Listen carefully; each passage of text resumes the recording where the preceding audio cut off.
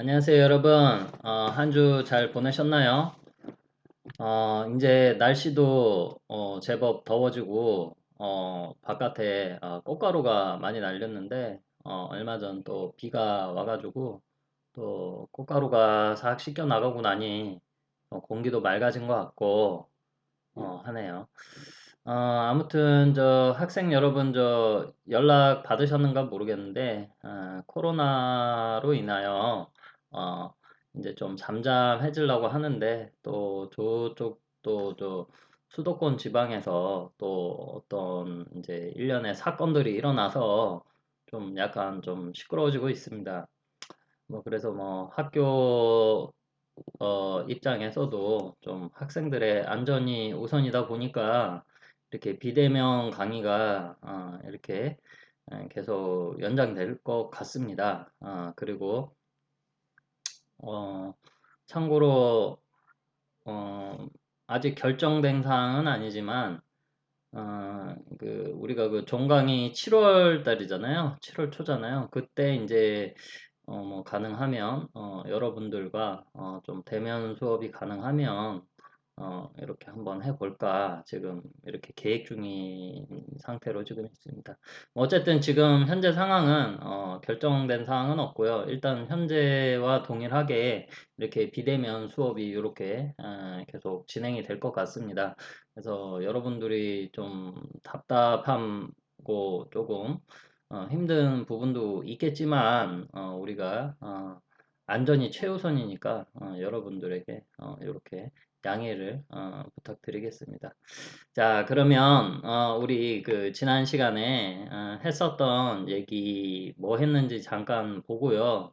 그리고 이렇게 한번 진도를 다시 나가 보도록 하겠습니다. 자, 우리가 지난 시간에 3장의 개별적 개입 방법에 이제 노인 상담에 대해서 얘기를 했습니다. 그래서 우리 그 과제도 이제 나왔었었죠. 노인 상담의 1차적인 목적이 뭐라고 그랬어요? 노인의 생활을 하는데 이제 직면하는 이렇게 맞닥뜨리게 되는 문제들을 발달적인 시각으로 보고 노인의 발달적 욕구를 이해하고 그러니까 어르신들 연령대 분들이 처해진 상황에서의 이렇게 필요로 하는 것들이 이제 무엇인지 이제 이해를 하고요. 그 다음에 가족과 사회 환경을 이제 환경에 대한 노인의 이제 적응 그러니까 어르신이 그 가족과 지금 예를 들어서 부모의 역할을 하다가 부모의 역할을 더 이상 못하게 되잖아요. 그렇죠? 그리고 사회적 지위와 역할이 있다가 이제 상실이 되는 상황이잖아요. 그럴 때 이제 어떻게 적응할 것인가, 어떻게 적응할 것인가, 이제 그런 것을 이제 돕는 것에 이제 1차적인 목적이 있다. 이렇게 보시면 될 것 같습니다. 그래서 이제 노인 상담은 뭐 다양한 접근 방식으로 뭐 이렇게 한다고 그랬었죠. 뭐 실존주의 뭐 상담 뭐 하는 경우에 뭐 어떤 식으로 한다. 그 다음에 인지 상담을 중심으로 하냐, 인간 중심, 그러니까 그 정서적인 측면으로 집중적으로 할 것인가, 아니면 행동적인 측면 변화를 목적으로 두고 상담을 할 것인가? 아니면 각각이 아니고 이 세 가지를 섞어서 믹싱해서 이렇게 하는 또 방법의 상담이 또 있다라고 했습니다. 그리고 이제 그 우리가 카운셀링과 테라피 그러니까 상담과 치료의 이제 약간 좀 차이점. 그래서 치료라는 것은 뭐예요? 어떠한 병리적인 거 쉽게 해서 어떤 문제에 초점을 맞춰서 그 문제 상황을 이제 해결을 하거나 아니면 그 문제를 이제 그 병리적인 상태에서 이제 벗어나게 하는 것에 이제 주 목적으로 이제 두고 있는 것이 이제 상담이고요. 아니, 상담이 아니고 치료이고요. 상담은 지금 현재 있는 상황에서 실질적으로 이제 필요한 것이 이제 무엇인지를 파악을 해서 실질적인 이제 도움을 주는데 그 목적이 있다라는 게 그 좀 차이점이 난다라는 거. 그래서 우리는 엄밀히 말하면 우리 사회복지 같은 경우는 이런 치료보다는 이 좀 상담이 이제 더 주를 이룬다라고 보시면 될 것 같아요. 그 실질적인 이제 도움 지금 이러이러한 문제가 있어가지고 실제로 지금 필요한 것이 이제 무엇인지 파악을 해서 그것을 이제 채워주는 역할을 이제 사회복지에서 이제 하는 것이죠. 예. 자, 그래서 뭐 이런 쭉 얘기를 쭉 했었고요. 뭐 클라이언트, 뭐 동기와 뭐 참여 촉진, 뭐 칭찬 많이 해서 뭐 강점 관점 뭐 이런 거 해서 어르신들 그리고 어르신의 가족들이 적극적으로 이제 참여하게끔 이렇게 이끈다. 뭐 그런 얘기를 했습니다. 뭐 그렇게 하고 뭐 상담도 뭐 전화 상담도 요즘에 많이 하고 있고요. 그리고 노인 상담을 할 때 이제 적응 유형이 어떤가, 지금 현재 여러 가지 상실에 대한 대처를 어떻게 하는가, 유산이라든지 이제 뭐 이 어르신별 이제 성공적인 적응을 어떻게 하면 좋을지에 대한 그런 내용이 이제 이 노인 상담에 들어간다라고 얘기를 했습니다. 자, 그 다음에 이제 앞에서 얘기했던 이제 개별적 개입 방법, 어찌 보면 1대1 상담, 이제 노인복지 실천이고요. 그 다음에 이제 여기서 이제 그 다음에 나왔던 거는 이제 집단적 상담, 1대1이 아니고 1대 다죠. 사회복지사 한 명과 이제 여러 명의 어르신들과 이제 같이 이제 한다라는 것이죠. 그래서 이러한 집단적 개입 방법은 우리나라에서 그렇게 많이 통용되고 있지는 않으나 외국 같은 경우는 많이 이용을 그 활용을 하고 있고요. 우리나라도 이제 점차 이제 많이 활용을 하려고 하는데 이제 문화적인 특성상 자신이 이제 가지고 있는 여러 가지 이제 그 뭐라 그래야 되지? 개인적인 부분들은 한국 사람들은 이렇게 오픈을 잘 못하잖아요. 자존심이라든지 이런 걸로 인해서 좀 잘 되고 있지는 않다라고 제가 지난 시간에 말씀을 드렸습니다. 자, 어쨌든 이러한 집단적 개입 방법을 이제 하는 이유, 뭐 요소, 뭐 이런 얘기를 쭉 했었습니다. 일단 이 집단적 개입은 가장 중요한 것은 어떠한 문제를 해결하기보다는 문제를 예방한다는 차원에서 접근하는 이제 그러한 방식이다. 이렇게 보시면 될 것 같아요. 그리고 이러한 집단적으로 이제 상담 이렇게 개입을 하는 가장 큰 이유는 결국에는 어르신들이 이제 보편적으로 이제 그 연령대에 이제 겪는 공통적인 문제들을 안고 있는 분들을 이렇게 모셔다 놓고 이제 같이 얘기를 한다라는 것이죠. 그냥 우리가 어르신 한 명과 이제 1대1로 대화하는 것과 주변에 이제 그 비슷한 처지에 있는 비슷한 문제를 가지신 어르신들이 같이 모여서 자신들의 경험이라든지 지금 처해진 상황들을 서로 얘기를 하면서 서로 좀 공감도 하고 여기에 이제 응집력, 고독감도 좀 해소가 되고 그다음에 때로는 내가 그 같이 지금 참여하고 있는 어르신에게 또 도움을 줄 수도 있는 거죠. 그러니까 도움을 받는 입장이 아니고 노인이라고 다 도움을 받는 게 아니고 내가 또 다른 타인에게 내가 또 도움을 줄 수 있는 그런 입장이 또 될 수 있다라는 그러한 것을 통해서 이제 집단적 개입 방법이 이제 좀 좋다. 이렇게 얘기를 하고 있습니다. 그래서 실제 집단적 개입 방법 같은 경우는 사회복지사가 일일이 뭐 우리 그 강의하듯이 뭐 이렇게 하는 것도 아니고 어떠한 주제라든지 어떠한 그 문제 하나 가지고 이렇게 사회복지사는 이끌 뿐이지 나머지는 그 지금 참여하고 있는 어르신들이 서로 대화를 통해서 뭐 물론 맨 처음부터 그렇게 되지는 않겠죠. 그런데 이제 점차 회기를 진행하면 진행할수록 어르신들이 서로 그 어떠한 집단의 응집력이 이제 생겨나기 시작한다라는 것이죠. 그래서 뭐 예를 들어서 여러분들도 뭐 처음부터 여기 저 사회복지 보육과 학생들이 서로 다 친하지는 않잖아요. 조금 회기를 진행하면 진행할수록 시간이 지나면서 이제 좀 친한 사람도 생기고 대화도 하고 이렇게 하는 거 아니겠습니까? 자, 그렇다는 것을 여기서 말씀을 드리고요. 자, 그래서 뭐 그러한 집단들이 단순하게 이제 어떠한 흥미, 무슨 취미, 여가 활동을 같이 할 사람들끼리 모여 있는 집단, 어떠한 문제를 에 집중을 하고 있는 집단, 그다음에 어떠한 문제로 인해서 어떠한 치료라든지 성장을 해야 되는 집단, 뭐 이러한 집단들도 이제 우리가 또 구분을 해서 또 접근도 하더라라는 것을 지난 시간에 이렇게 했습니다. 그리고 이제 집단 가정의 이제 집단 개입 방법에 대한 단계와 이런 것들이 이제 쭉 있는데 뭐 굳이 지금 현재 우리나라에서는 그렇게 그 일반적이지도 않고 잘 이렇게 접근하는 그게 잘 발달이 지금 안 돼 있는 상황입니다. 그래서 뭐 굳이 지금 과정에서는 넣지 않는다라고 제가 얘기를 했습니다. 참고로 이 부분은 이제 시험에 아예 나오지 않을 것 같습니다. 자, 이렇게 하고요. 자, 그 다음에 이제 그 다음 장을 나가야 되는데요. 우리가 원래 이 3장, 이 노인복지, 그,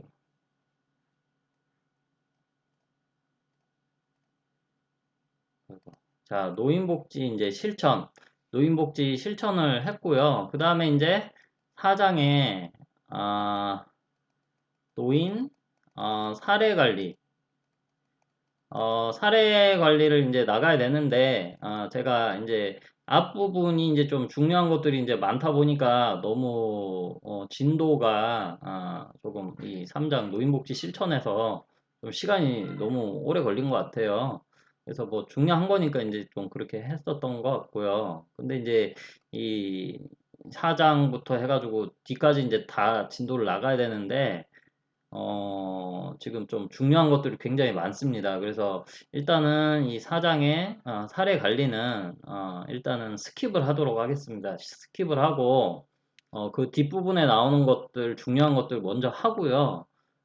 그 다음에 이제 시간이 되면 이 노인 사례 관리를 이렇게 한번 살펴보는 걸로 이렇게 하도록 하겠습니다. 그래서 이 3장을 하고 3장을 오늘 지난 시간에 끝냈고요. 지금 오늘은 이제 그 5장에 노인의 이제 소득 보장, 고용 보장에 대해서 한번 살펴보도록 하겠습니다. 자, 지금 이제 5장부터 이제 배우게 되는 내용들은 뭐 어떤 내용들이냐면요. 우리나라에 이제 그 노인복지 정책들이 있을 거 아니에요. 그쵸? 그러니까 단순하게 그 노인복지관이라든지 뭐 재가 노인복지 시설에서 뭐 요양원에서 뭐 하는 뭐 제공하는 각종 서비스들 이거는 이제 노인복지 이제 실천 노인복지 시설에서 직접적으로 이제 제공하는 부분들이고요. 그러면 국가에서 큰 틀에서 어르신들을 위한 여러 가지 이제 그 정책 방향성들이 있습니다. 그래서 정책 방향성들에 대해서 전반적으로 우리가 한번 보도록 하겠습니다. 그래서 이 5장에서는 그 우리나라의 노인 인구가 지금 800만이 넘어갔습니다. 800만. 800만이 약 800만 정도가 지금 작년 수치는 아니고 올해 이제 어 그 뭐라 그래야 되지? 그 생년이 이제 그 연월이 바뀌니까 이제 베이비 부모 세대들이 이제 노인으로 편입이 많이 되고 있거든요. 그래서 작년까지만 해도 700, 8, 90만 됐는데 지금 올해부터 이제 만 65세 생일이 도래하신 분들이죠. 그분들이 이제 굉장히 많아지고 있어가지고 지금 제가 알기로 뭐 한 800, 한 15만, 6만 정도 지금 예상을 하고 있습니다. 자, 어쨌든 그래서 이렇게 많은 그 노인들이 있는데 이 노인들에게 어떠한 보장 성격 그러니까 국가에서 큰 틀에서 어떠한 것들을 이제 보장을 해주는 뭐 그런 것이 이제 좀 있어야 되지 않냐 이렇게 그 생각을 하는 거죠. 그래서 우리가 크게 5장에서는 이제 그 소득 보장과 그 다음에 고용 보장,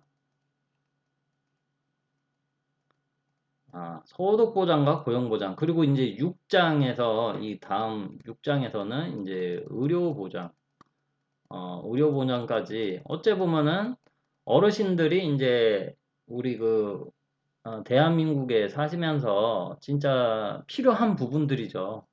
뭐 노인복지 서비스 제공하는 것도 당연히 필요해요. 근데 이제 그거보다도 어째 보면은 더 중요한 것은 당장에 이제 먹고 사는 거, 그 다음에 당장에 이제 내가 아플 때 의료 서비스 받는 거, 뭐 이런 것들이죠. 뭐 당장에 우리나라 같은 경우는 뭐 이번 코로나 사태로 인해 가지고 뭐 그래도 뭐 사망자도 뭐 많이 있긴 하지만 지금 전 세계적으로 이렇게 팬데믹으로 넘어갔는데 그거에 비하면은 뭐 사망자 수도 훨씬 적고요. 그리고 감염자 수도 적은 상황입니다.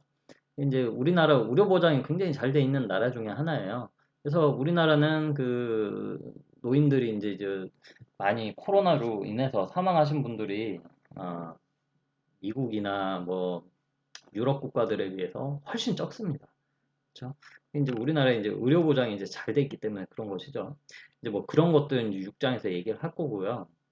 그리고 이제 요번 주에 얘기할 이제 5장의 소득 보장과 이제 고용 보장. 당장에 어르신들이 뭐라 그래야 되지? 퇴직을 했어요. 퇴직을 하고 이제 더 이상 일을 하시지 않으시는 상황이죠. 그럴 때 이제 뭐 먹고 사냐라는 것이죠. 내가 보통 우리 그 자본주의 사회에서는 내가 일하고 나서 일한 대가로 이제 노동의 대가로 이제 급여를 받아 가잖아요. 그렇죠? 근데 단순하게 생각하면 더 이상 일을 안 하면은 소득이 발생을 할 수 없잖아요. 그렇죠? 그러면은 그 뭐 먹고 사냐 이 얘기죠. 그래서 노인들이 이제 65세 일정 연령에 이제 도달한 분들에게 어떠한 소득을 이제 보장해주는, 그러니까 돈을 주는 거죠. 쉽게 얘기하면은. 그러한 성격을 가지는 거. 어떻게, 뭐, 어떠한 방식으로 할 거냐, 이런 것들을 한번 살펴볼 거고요. 그 다음에, 65세, 뭐, 우리가 지금 법적으로 고용노동법에 의하면은, 어, 그 퇴직의 연령을요, 만 60세, 만 60세로 이제 규정을 하고 있습니다. 다시 말해서, 만 60세가 되면, 대부분의 일반 민간 기관들 같은 경우는 거의 다, 퇴직을 하십니다. 퇴직을 하시는데, 이제 뭐, 관공서라든지, 뭐, 우리 뭐, 사회복지관 관장, 뭐, 이런 사람들은 뭐 다, 뭐, 65세까지 이제 하고 있죠. 그래서 이러한 것들이 이제 60세에서 65세 사이에 이제 다 퇴직을 하시게 되는데, 자, 제가 이제 뭐 이번 학기 초기에도 말씀을 드렸지만 100세 시대예요. 호모 헌드레드. 자, 65세에 퇴직을 했어. 퇴직을 해서 100세까지 산다라고 하면 이 35년, 와, 이 35년 여러분들 나이보다 많은 거죠. 기간이 더 길죠. 이 35년 동안 어, 어떻게 지낼 거냐라는 것이죠. 뭐, 물론 국가에서 뭐, 소득을 이제 보장을 해주는 여러 가지 제도가 있지만, 그걸로, 과연 내가 넉넉한 삶을 살 수 있을까? 뭐, 예를 들어서 뭐, 해외여행도 간다라든지, 뭐, 어디 조금 자동차를 바꾼다든지, 뭐, 이런 게 가능할까라는 것이죠.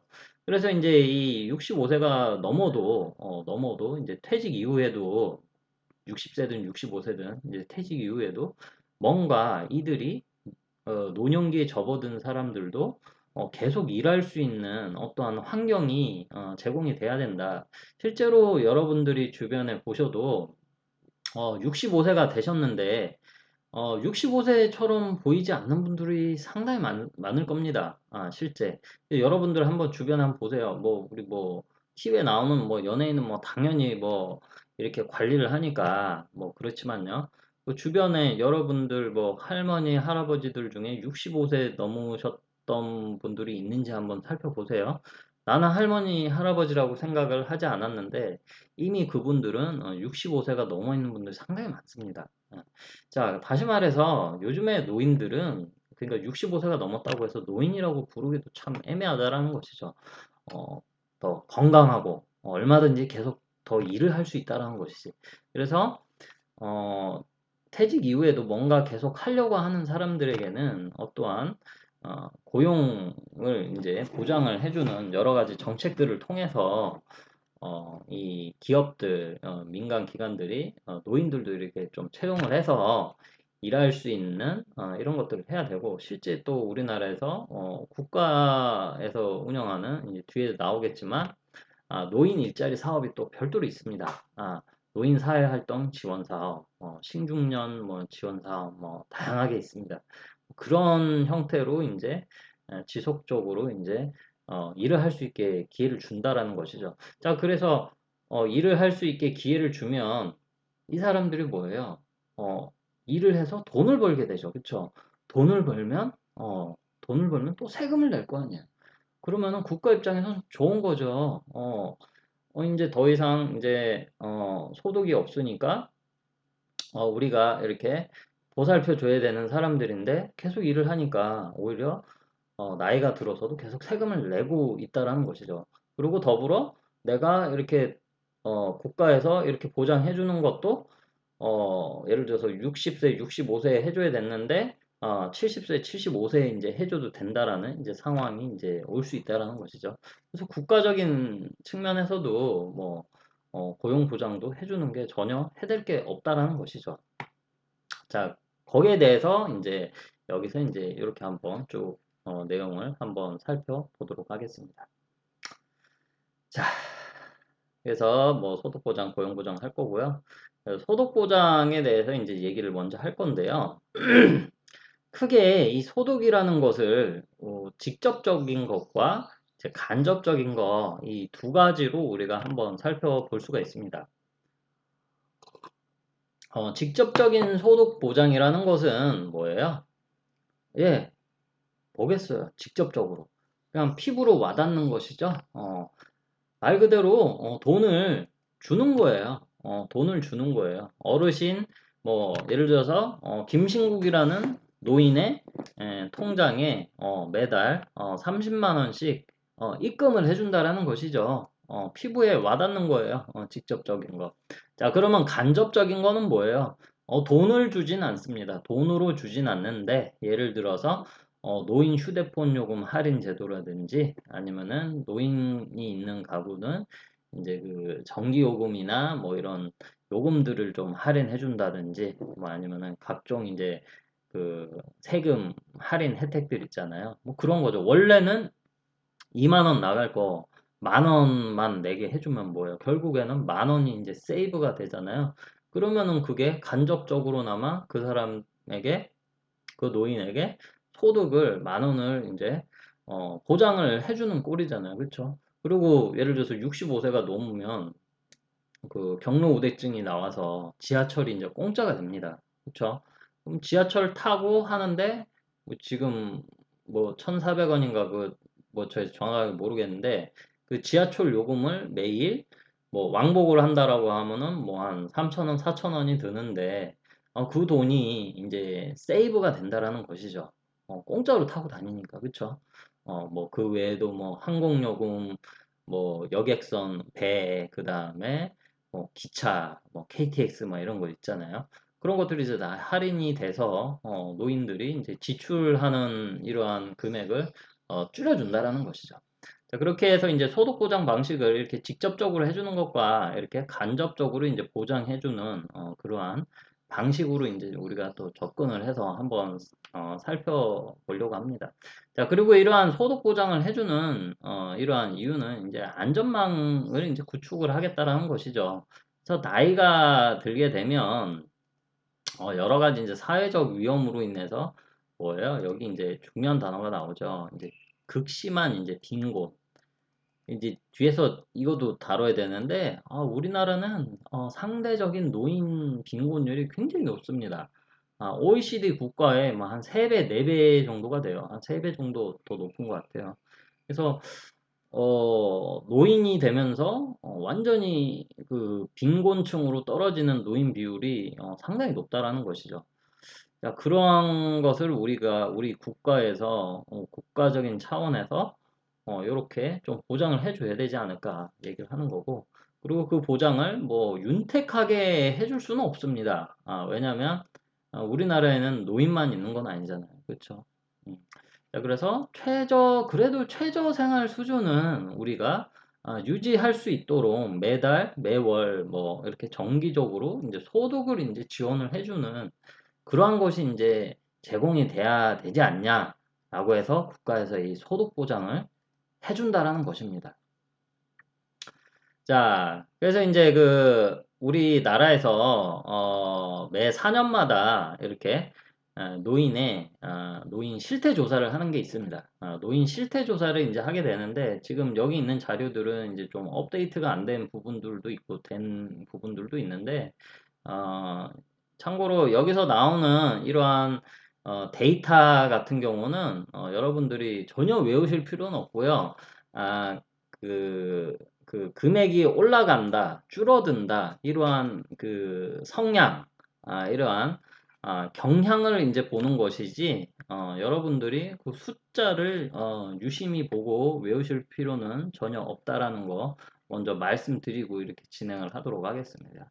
자, 그래서 노인의 이제 실태 조사에서 이제 우리는 이제 소득이니까 그 경제적 생활 실태에 대해서 얘기를 한번 해보려고 합니다. 자, 일단은 지금 노인이 되신 분들은 어, 기업연금, 이 기업연금이 뭐냐면요. 그 여러분들 퇴직금이란 건 이제 들어보셨죠? 퇴직금. 이제 1년 그러니까 만 1년 이상 일한 사람에게는 퇴직금이라는 것을 어, 지불하게 돼 있습니다. 퇴직금을 지불하게 돼 있습니다. 그 지불하는 뭐 계산식은 어, 그 3개월 어, 평균 급여 계산을 해서 곱하기 근속 연수. 뭐 예를 들어서 내가 3개월 평균 급여가 보통 이제 퇴직을 이제 뭐 보통 뭐 한참 있다 하니까요. 나이가 뭐 50이든 60이든 이제 퇴직을 했을 때 내 평균 급여가 500만 원이었다. 500만 원이었으면 500만 원 곱하기 내가 근속을 이렇게 그 20년을 했다. 그러면은 곱하기 20을 하는 겁니다. 그러면은 어떻게 돼요? 1억이 나오겠죠? 1억. 1억. 그러면 1억을 이제 사업장에서 퇴직금을 이제 지급을 해야 되는 거예요. 자, 그런데 이제 이렇게 하면 뭐 사람들이 이제 여러 가지 문제가 많이 발생을 합니다. 뭐 목돈을 쥐게 되면 좋아요. 좋은데 문제는 이 1억을 받아가지고 그 노인들이 돈을 많이 날려요. 뭐 사기를 당한다던가 그런 경우가 상당히 많다는 것이죠. 자, 그래서 이제 도입이 된 게 IMF 이후에 퇴직연금이라는 것을 이제 도입을 했습니다. 퇴직연금.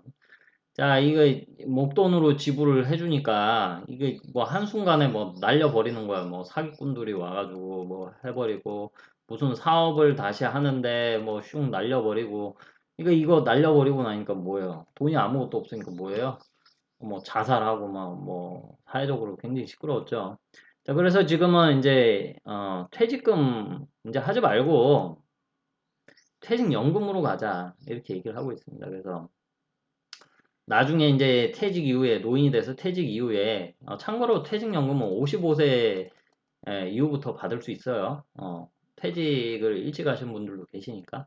그래서 이 퇴직연금을 이제 해서 매달 예를 들어서 원래 1억 받을 거를 뭐 10년으로 나눠서 이제 받게 된다라든지 뭐 그렇게 뭐 그건 본인이 원하는 대로 설정을 하면 됩니다. 그래서 이 퇴직연금은 이제 기업연금이라고도 이제 얘기를 해요. 자, 그런데 이제 옛날에는 이 퇴직금이라는 제도도 조금 애매했고요. 지급도 잘 안 했어요. 어, 그리고 회사가 망하면은 퇴직금을 또 못 받아요. 그렇기 때문에 퇴직연금을 또 도입을 한 거고요. 참고로 이제 퇴직연금은 보통은 이제 여러분들 급여 있잖아요.